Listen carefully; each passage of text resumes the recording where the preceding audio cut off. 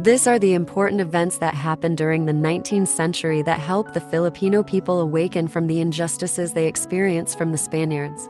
Even before the arrival of the Spaniards, we are already actively engaged in trade with nearby Asian countries. We have exchanged our agricultural products through barter. But when the Spaniards arrived, they introduced to us the galleon trade, where it is a monopoly route of trading with Mexico and Philippines.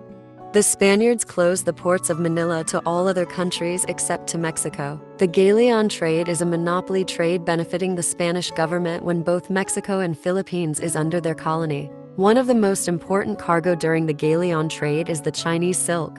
It is of such high quality compared to other silks produced elsewhere. Other goods are also included in the trade, including our various agricultural products. One of the main products in the galleon trade is tobacco, but Spanish greed even came to the point that certain provinces that produce tobacco have only been allowed by the government to plant tobacco only in the farmlands, depriving the locals of crops they need for their food and other benefits. During this period, 3 revolutions happened that helped shape the Filipino character to fight and open their minds with the existence of basic human rights. The first among this revolution was the Industrial Revolution, which was about the invention of steam engines and machines that were used in the manufacturing sector. This is where Europe's economic status totally changed, a country who have taken full advantage of industrialization. They employ people to work in the factories and take advantage of the economies of scale brought by the use of new machineries.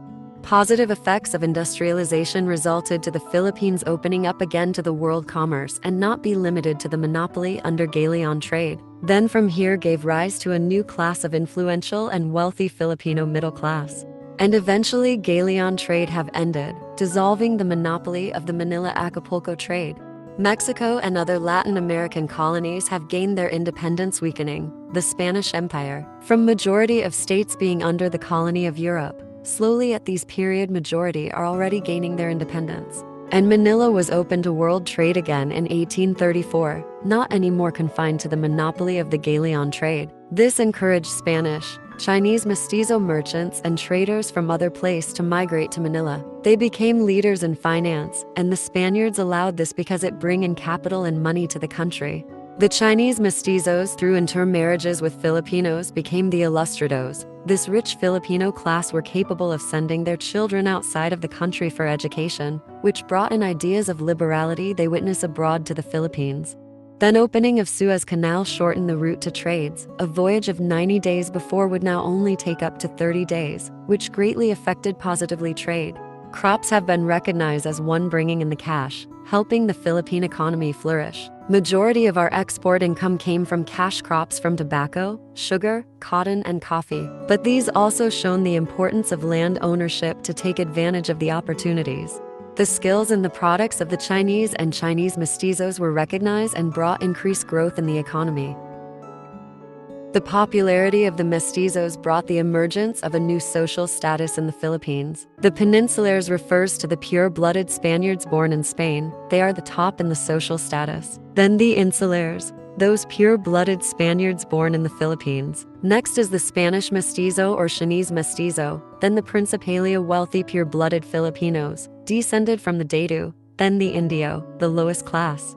Education was under the control of the friars. They limit what they taught towards respect and obedience to the Spaniards and fear to eternal punishments, usually self-serving to their needs. They lowered our self-esteem. They do not teach us Spanish, for us not to be able to understand books that may increase our political and social awareness, that will lead us to aspire for freedom and independence. They try to maintain us inside a cave of ignorance and submissiveness.